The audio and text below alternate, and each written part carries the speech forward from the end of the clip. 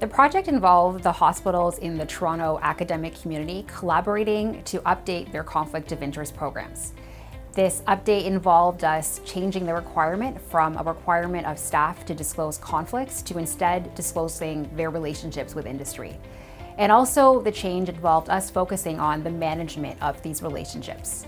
This really broadened the scope of disclosure that staff would submit and the compliance offices had to receive.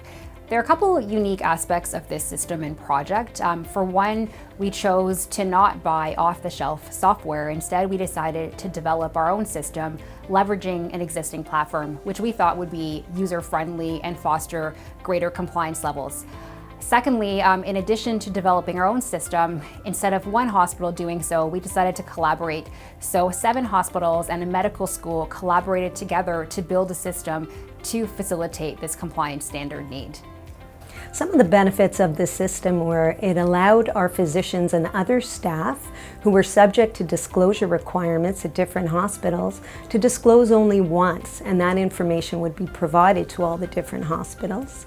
And a second benefit to the system was the system collected all the information in one place, in a centralized place, so that we could generate reports, and it really reduced our manual workflow.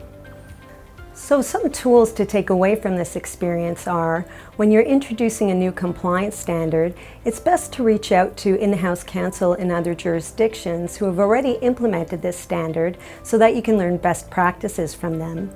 And then once you learn these best practices, being able to really understand how to modify them so that they're really geared towards the Canadian context.